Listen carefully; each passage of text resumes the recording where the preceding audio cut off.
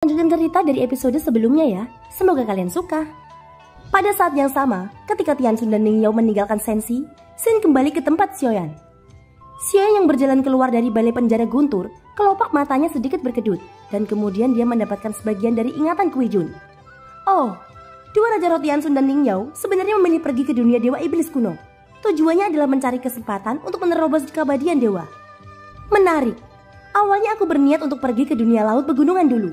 Tapi setelah mengetahui bahwa kalian menuju dunia iblis dewa kuno dan meninggalkan istana surga manusia, aku hanya bisa membiarkanmu pergi tanpa kembali. Ucap Xiaoyan, sudut mulutnya sedikit terangkat. Selama Tian Sun dan Ning Yao tidak menembus keabadian dewa, dengan tingkat pertumbuhan Xiaoyan saat ini, dia tidak akan takut pada keduanya setelah mendapatkan guntur ekstrim di kehampaan ujung utara. Sebelum Xiaoyan pergi, dia sekali lagi mengatur tanahan roh untuk membuat formasi larangan di alam dewa kuno, dan kemudian menuangkan sumber daya agung dari lautan roh pagoda emas ke dalam formasi tersebut. Ini dilakukan untuk menciptakan peluang dan keberuntungan untuk eksistensi di alam dewa kuno. Dengan cara ini, maka akan ada lebih banyak eksistensi kuat yang lahir. Dibandingkan dengan aliansi abadi, Xiaoyan memerintahkan tahanan roh untuk membuat lebih banyak ilusi kultivasi di alam dewa kuno. Saat ini di ruang luas yang awalnya kosong, mulai dipenuhi oleh banyak aura yang berkumpul di sana. Dan beberapa orang yang peka terhadap fluktuasi sumber energi dengan cepat menyadari keanehannya. Tanpa publisitas apapun dari Xiaoyan, sejumlah besar tokoh dari alam dewa kuno datang berkumpul dari segala arah. Mereka bergegas ke ilusi kultivasi seperti kawanan domba. Tidak lama kemudian, terlihat sosok ratu datang ke sisi Xiaoyan di beberapa titik. Matanya yang indah memandang ke kejauhan sebelum senyum puas muncul di wajahnya. Tampaknya kamu sudah mulai memainkan peran sebagai seorang superior. Selain kekuatanmu sendiri, menumbuhkan lebih banyak kekuatan juga merupakan kuncinya. Dengan sumber daya yang begitu agung ini, tidak butuh waktu lama bagi alam dewa kuno untuk memiliki lebih banyak orang kuat. Pada saat itu mereka semua akan menjadi barisan terkuat Sensi untuk melawan Taisu. Ucap sang ratu perlahan berkata. Hari ini dia mengenakan jubah putih yang sederhana dan elegan, di mana masih ada tubuh naga bersulam sutra emas putih sederhana. Kamu terlalu memuji. Keberadaan sumber daya adalah untuk menciptakan orang yang lebih kuat. Apa yang aku lakukan sudah diatur oleh Suzang. Sebagai pemain catur, aku hanyalah salah satu pion yang mengikuti langkah yang sudah ditetapkan. Ucap Xiaoyan berkata dengan sambil tersenyum. Tampaknya itu benar, tapi tidak sepenuhnya benar. Tanpa kamu sadari, kamu sudah menjadi pemain catur itu sendiri. Bahkan bisa dikatakan bahwa saat ini aku juga merupakan salah satu dari bidak caturmu. Ucap sang ratu memandang Xiaoyan dengan sudut mulut terangkat. Kalimatnya yang sederhana sebenarnya mengandung makna yang dalam. Xiaoyan tertegun sejenak. Dia mengerti apa yang dikatakan ratu. Arti dari perkataannya adalah mengapa dia tidak menyusun banyak rencananya sendiri. Seperti keberuntungan yang dia tinggalkan di aliansi abadi dan alam dewa kuno. Memang benar susah mengatur segalanya untuk Xiaoyan, tetapi Xiaoyan sendirilah yang bergerak. Ayo berangkat. Sudah waktunya bagi kita pergi. Ucap Xiaoyan. Ya, Bahtera sudah siap. Ucap sang ratu mengangguk. Ketika Xiaoyan datang ke Bahtera yang disiapkan oleh sang ratu, keterkejutan muncul di wajahnya. Bukankah ini Bahtera Tabut? Ucap terkejut Xiaoyan. Apakah itu penampilan atau keseluruhan strukturnya itu persis sama dengan Bahtera Tabut miliknya? Aku memerintahkan seseorang untuk membuat Bahtera yang persis sama dengan penampilan Bahtera Tabut. Kupikir kamu merupakan orang yang suka bernostalgia. Jadi dengan lingkungan yang akrab ini, seharusnya bisa membuatmu lebih rileks. Ucap sang ratu memandang Xiaoyan dengan tatapan lembut. Tidak buruk. Ini tidak buruk. Ucap Xiaoyan mengangguk puas. Tingkat kepedulian ratu benar-benar di luar imajinasinya. Kalau begitu mari kita berangkat. Kita akan memasuki formasi teleportasi yang diatur oleh para dewa kuno dan mencapai ujung utara dalam waktu maksimal 50 tahun. Ucap sang ratu. Kata-kata ini segera membuat Xiaoyan tercengang lagi. Di mana alam dewa kuno berada memiliki jarak yang tak terbayangkan dari kehampaan ujung utara. Sungguh luar biasa untuk dapat mencapainya hanya dalam waktu 50 tahun. Memikirkan ini, Xiaoyan tidak bisa untuk tidak memuji. Pada saat ini ratu sudah mulai mengendalikan Bahtera dan memasuki formasi teleportasi. Detik berikutnya, mereka menghilang meninggalkan alam dewa kuno. Xiaoyan melihat kilatan cahaya di depan matanya, seolah-olah dia telah melakukan perjalanan ke dunia lain dalam sekejap. Sementara Xiaoyan masih melihat sekelilingnya dengan linglung, tiba-tiba saja dia mencium aroma teh. Pada titik tertentu, sang ratu sudah duduk dan membuatkan teh untuknya. Kali ini tekniknya jauh lebih mahir daripada sebelumnya. Kemarilah. Sekarang kita memasuki formasi teleportasi. Semakin cepat kecepatannya, semakin banyak energi yang dikonsumsi. Tetapi kamu tidak perlu khawatir tentang ini. Alam dewa kuno masih bisa mendukung konsumsi seperti itu untukmu. Sambil menunggu, mari rasakan teh yang baru diseduh oleh selir ini. Ucap sang ratu sudah menuangkan teh ke dalam cangkir untuk Xiaoyan. Namun tubuh Xiaoyan sedikit kaku, seolah-olah dia memiliki firasat buruk di hatinya. Ada apa? Apa yang kamu takutkan? Apakah kamu takut mengulangi hal-hal yang sudah kamu lakukan? Atau mungkin wanita itu telah melakukan sesuatu yang tidak ingin kamu lakukan? Dalam hal ini aku penasaran, mengapa kamu masih memiliki kasih sayang yang begitu dalam padanya? Dari segi tubuh, kurasa aku tidak kalah dengan siapapun. Jika kamu tidak mempercayaiku, kamu dapat mencoba dan membandingkannya. Ucap sang ratu. Ratu, tolong jangan menggodaku seperti ini. Meskipun aku reinkarnasi Zuzang, tapi aku tidak memiliki ingatan tentang kehidupanku sebelumnya. Sampai batas tertentu, aku benar-benar berbeda dari Zuzang di tingkat kesadaran. Ucap Xiaoyan. Setelah berbicara, dia duduk di kursi dan mengambil cangkir teh yang disiapkan ratu untuknya. Dengan tekadmu, kamu seharusnya menolak wanita di alam Suanin itu kan? Ucap sang ratu masih terus bertanya. Teh yang baru saja diminum Xiaoyan hampir dimuntahkan dan menyebabkannya terbatuk 2 kali. Mungkinkah dia memaksamu? Ucap sang ratu bahkan tidak berhenti. Xiaoyan berdiri tak berdaya, dia merasa tertekan. Dan tidak ada cara untuk terus minum teh. Oke, kamu jangan marah. Lagi pula aku hanya bercanda. Sekarang mari kita ganti topik pembicaraan. Aku sudah meninggalkan segalanya untuk menemanimu. Setidaknya kamu harus menemaniku mengobrol. Ucap sang ratu ketika melihat Xiaoyan berdiri.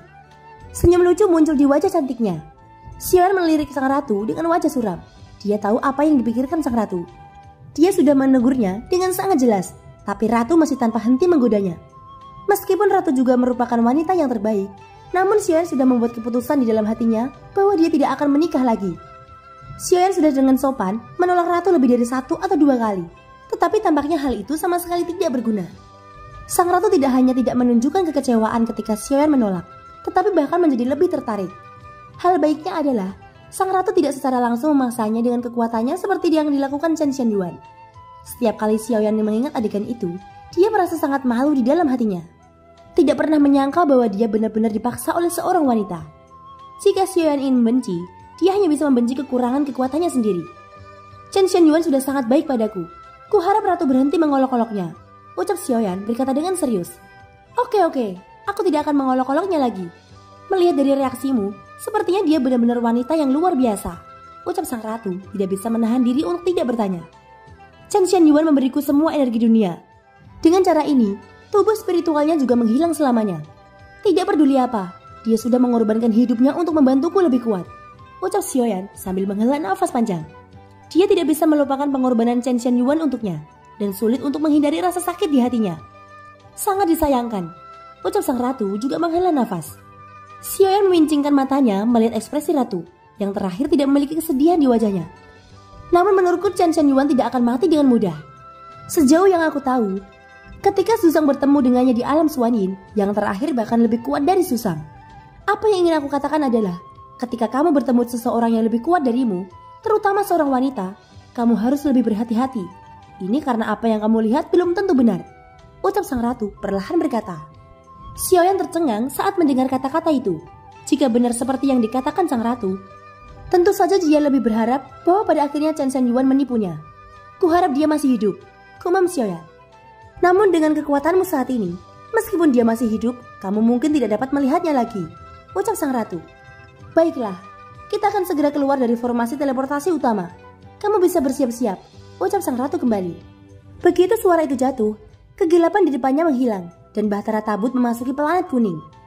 Saat dia memasuki planet ini, Xiaoyan melihat pasir kuning yang memenuhi seluruh langit. Planet ini penuh dengan angin kencang dan Bahtara Tabut mencapai tanah. Xiaoyan melihat sekeliling sebelum berkata, "Apakah ini planet limbah?" Tanya Xiaoyan ketika tidak merasakan fluktuasi aura kehidupan. Formasi teleportasi semuanya diatur untuk mendarat di beberapa planet limbah.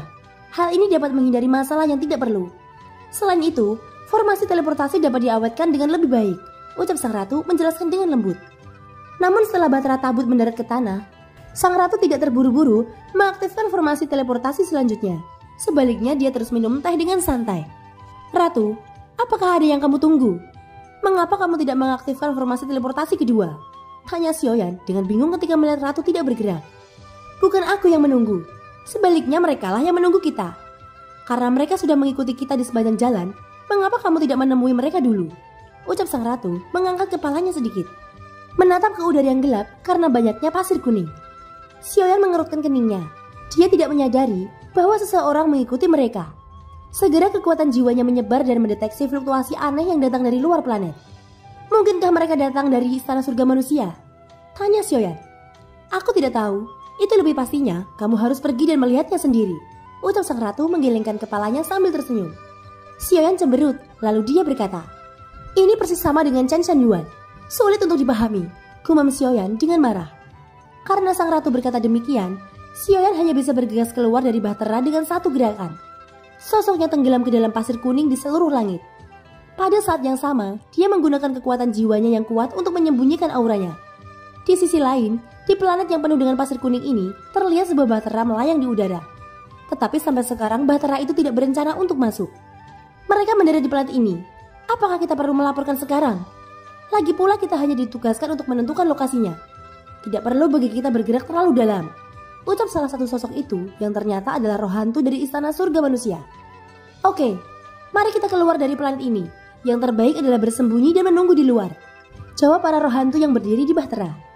Namun tepat ketika mereka hendak mundur, tiba-tiba saja bahtera itu terguncang. Dan dengan keras pelindung bahtera langsung hancur. Serangan musuh! Teriak salah satu roh hantu di bahtera. Segera ratusan roh hantu itu langsung mengunci sosok yang turun dari tengah geladak. Ini benar-benar sekelompok sampah dari istana surga manusia. Ucap Xiaoyan mendengus dingin. Jelas sosok yang mendadak muncul di geladak bahtera tidak lain adalah Xiaoyan. Tanpa mengatakan omong kosong lagi, dia menarik penguasa Suan di belakangnya. Penggaris besi. Aku mendengar bahwa reinkarnasi Zuzang menggunakan penggaris besi. Mungkinkah dia orangnya? Ucap salah satu roh hantu ketika melihat pemandangan ini. Semua roh hantu di geladak merupakan orang-orang tanpa pupil mata yang telah menjual jiwa mereka kepada istana surga manusia. Sebelum roh hantu bisa menyelesaikan kata-katanya, lautan api yang membumbung ke langit menyebar ke seluruh bahtera. Detik berikutnya jeritan yang menyedihkan terus terdengar. Dalam waktu kurang dari setengah batang dupa, semua suara jeritan itu akhirnya berhenti. Hanya bahtera yang masih menyala dengan api berkobar dan mengeluarkan suara berderak. Tampaknya istana surga manusia benar-benar seperti yang ratu katakan. Begitu aku meninggalkan alam dewa kuno, mereka akan berusaha keras untuk mengejar dan membunuhku, gumam Xiaoyan. Pada saat ini jauh di atas planet yang dipenuhi pasir kuning, terlihat seberkas cahaya membumbung ke langit dan formasi teleportasi besar muncul di tanah yang semula biasa. Harus dikatakan bahwa dibutuhkan energi yang sangat besar untuk membuka formasi teleportasi. Kecuali jika itu khusus atau perlu. Bahkan sang ratu tidak akan dengan mudah menggunakan formasi teleportasi. Lagi pula konsumsi energi yang sangat besar terlalu menakutkan. Tapi untuk Xiaoyan, waktu adalah segalanya. Jadi sang ratu hanya ingin memenuhi keinginan Xiaoyan dengan segala cara. Sesaat kemudian, sosok Xiaoyan muncul dari pasir kuning yang memenuhi ke seluruh langit dan kemudian mendarat di bahtera tabut. Ratu tidak menunggu Xiaoyan bertanya. Tangannya yang halus melambai di depan. Rune Taoisme muncul dan kemudian cahaya keemasan yang membumbung ke langit langsung menyelimuti bahtera. Xiaoyan hanya merasakan fluktuasi hebat di sekelilingnya, tapi untungnya bahtera di bawah kakinya masih relatif stabil. Lalu raungan tumpul terdengar setelah bahtera tabut bergerak cepat melalui formasi teleportasi. Apakah mereka menemukanmu? Tanya Ratu. Iya, mereka adalah roh hantu dari istana surga manusia. Aku membunuh mereka semua, tapi kurasa tidak mungkin menghentikan mereka untuk melapor, jawab Xiaoyan. Meskipun Xiaoyan benar-benar memusnahkan semua sosok di bahtera dengan kecepatan tercepat, tapi untuk memberitahu petinggi istana surga manusia, hanya sesederhana menghancurkan seli batu giok. Jadi hampir tidak mungkin bagi Xiaoyan untuk mencegah mereka meskipun dia sangat cepat.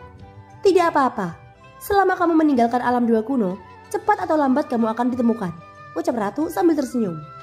Sepertinya sang ratu tidak pernah memperhatikan mereka, ucap Xiaoyan menatapnya yang memiliki wajah santai. Bahkan ketika menghadapi 10 raja roh teratas di aliansi abadi, ekspresinya masih tenang. Apakah kamu ingin tahu kekuatan apa yang aku miliki sekarang? Ini adalah rahasia tertinggi, ucap sang ratu berkata dengan serius, seolah dia sedang menunggu Xiaoyan untuk terus bertanya. Jika tidak nyaman, sang ratu tidak perlu mengatakan apa-apa, ucap Xiaoyan secara alami menyadari trik sang ratu. Jika suamiku ingin tahu, tentu saja aku bisa mengatakannya. Tapi menurutku hubungan kita harus ditingkatkan lebih jauh. Sekarang kita berada dalam formasi teleportasi besar, dan tidak ada yang bisa memata-matai kita di sini. Bahkan keabadian dewa pun tidak bisa. Jadi kita bisa melakukan apapun di sini, ucap sang ratu terus memaksa. Aku tidak berpikir masalah asmara harus datang di saat mendesak seperti ini, ucap Xiaoyan, buru-buru mundur 2 langkah. Pemandangan yang paling dikhawatirkan rupanya masih muncul. Hehehe, mengapa kamu sangat gugup? Aku tidak akan memaksamu. Duduklah di sini dan minum teh. Aku sudah memilah beberapa petunjuk tentang dunia dewa iblis kuno dan dunia laut pegunungan. Ini akan membantumu, ucap sang ratu. Melihat penampilan Xiaoyan, sang ratu tidak dapat menahan diri untuk tidak menutupi mulutnya dan terkekeh. Setelah itu sang ratu mengeluarkan 2 gulungan dan meletakkannya di atas meja. Hanya pada saat inilah mata ketakutan Xiaoyan menjadi sedikit lebih tenang. Dia benar-benar takut dengan apa saja yang akan dilakukan gadis di depannya. Setelah mengalami apa yang terjadi dengan Chen Yuan, bayangan itu belum sepenuhnya hilang. Jika ratu ingin menekannya dengan kekuatannya, Xiaoyan khawatir nasibnya tidak akan berbeda seperti di alam Xuan Yin. Dia tidak bisa melawan, bahkan jika dia ingin melawan, dan dia hanya bisa mengutuk dirinya sendiri di dalam hatinya. Jadi kali ini Xiaoyan akan melakukan yang terbaik agar sang ratu tidak melakukan hal-hal konyol seperti Chen Yuan. Dan dengan tegas, menolak menggunakan segala cara. Pada saat ini setelah sang ratu mengeluarkan 2 gulungan di atas meja, dia akhirnya membuka mulutnya untuk menjelaskan. Gulungan hitam adalah dunia dewa iblis kuno, sedangkan gulungan putih adalah dunia laut pegunungan. Itu menggambarkan langit umum dan peta bintang dari 2 dunia. Tetapi itu hanya dapat digunakan sebagai referensi. Aku akan menjelaskan situasi dunia dewa iblis kuno terlebih dahulu. Saat ini dunia tersebut dalam keadaan yang benar-benar kacau. Perang di sana tidak pernah berhenti dan bahkan memicu banyak badai kehampaan. Di tempat badai kehampaan ini juga merupakan tempat inti dari pertempuran para raksasa, yang bahkan menyebabkan kehampaan runtuh dan membentuk area terlarang di mana tidak ada yang bisa menginjakkan kaki. Hal itu setara dengan kehilangan sebagian dari kehampaan. Tetapi kamu harus tahu bahwa keberuntungan sering ada di dalamnya. Badai kehampaan akan mengembalikan keadaan normalnya setelah 100 tahun. Apa yang ditenggelamkan oleh badai kehampaan akan terungkap kembali, dan harta atau kekayaan yang tak terhitung jumlahnya akan muncul. Namun tidak sedikit eksistensi kuat dari dunia lain yang memasuki dunia dewa iblis kuno. Tidak menutup kemungkinan bahwa Taisu juga berpartisipasi di dalamnya. Jadi jika kamu ingin pergi ke dunia dewa iblis kuno ini, kamu harus lebih berhati-hati. Meskipun kekuatanmu sudah mencapai keabadian kaisar dan telah menyembunyikan kekuatan tempur yang kuat, kamu harus selalu ingat bahwa musuh-musuh yang kamu temui tidak akan lebih lemah darimu. Bukan karena banyaknya eksistensi keabadian kaisar, tetapi untuk beberapa tempat yang sangat berbahaya, mereka yang masih di ranah Dewa Dou tidak mungkin memiliki pemikiran untuk datang. Dengan kata lain, hanya mereka yang sudah berada di level keabadian kaisar yang berani pergi. Jadi semakin kuat kekuatanmu, semakin kuat musuh yang akan kamu temui. Karena pertempuran kacau ini, beberapa sekte di dunia dewa iblis kuno memilih melupakan dendam internal mereka dan bergabung menjadi satu untuk menghadapi musuh bersama-sama. Ini adalah salah satu elemen untuk kelangsungan hidup mereka. Hanya persatuan merupakan satu-satunya cara untuk bertahan hidup. Nantinya jika kamu tidak sengaja memprovokasi kekuatan dan sekte yang kuat di dunia dewa iblis kuno, aku menyarankanmu untuk melarikan diri atau menghancurkan mereka satu demi satu, ucap sang ratu sambil melihat gulungan di depannya dan perlahan memberitahu Xiaoyan tentang situasi umum di dunia iblis kuno. Xiaoyan mendengarkan dengan seksama tanpa mengganggunya sedikit pun. Sang ratu beralih ke gulungan kedua sebelum berkata lagi, adapun dunia laut pegunungan ini, meskipun dunia tersebut jauh lebih stabil, secara alami tidak akan semudah seperti dunia dewa iblis kuno untuk mengambil keberuntungan. Tapi Susang berteman baik dengan beberapa ras kuat di dunia laut pegunungan. Jadi kamu masih bisa mencari bantuan mereka. Baiklah, aku sudah menjelaskan semua yang aku tahu kepadamu. Kedua dunia ini memiliki kelebihan dan kekurangannya masing-masing. Aku hanya dapat menganalisis untukmu. Bagaimana memilihnya masih terserah kamu, ucap sang ratu sambil tersenyum. Xiaoyan sedikit mengangguk ketika mendengar kata-kata itu dan segera mengambil gulungan hitam yang mencatat informasi tentang dunia dewa iblis kuno. Aku akan pergi ke dunia dewa iblis kuno dulu. Mungkin aku bisa menyingkirkan 2 raja roh di sana, ucap Xiaoyan. 2 raja roh, ucap terkejut ratu. Jelas informasi seperti itu pasti sangat rahasia dan tidak mungkin sang ratu mengetahuinya dalam waktu singkat. Ya, keduanya bernama Ning Yao dan Tian Xun. Sejauh yang aku tahu, mereka sudah bergegas ke dunia dewa iblis kuno, ucap Xiaoyan tidak menyembunyikannya. Kamu juga mengutak-atik istana surga manusia. Alam dewa kuno menanam begitu banyak mata-mata di dalamnya. Tetapi mereka tidak mendapatkan berita semacam ini. Mungkinkah kamu merebut salah satu tubuh dari 10 raja roh untuk dijadikan klonmu? Ucap sang ratu, matanya yang indah sedikit menyipit. Tubuh Xiaoyan sedikit bergetar ketika mendengar ini. Dia tidak mengungkapkan banyak informasi. Namun sang ratu bisa menebaknya berdasarkan kecerdasannya. Apa yang mengejutkan Xiaoyan adalah tebakan sang ratu benar-benar akurat.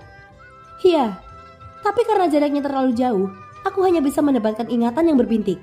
Lagi pula aku tidak benar-benar mengambil tubuhnya, tetapi hanya menempati setengah dari jiwanya saja, ucap Xiaoyan.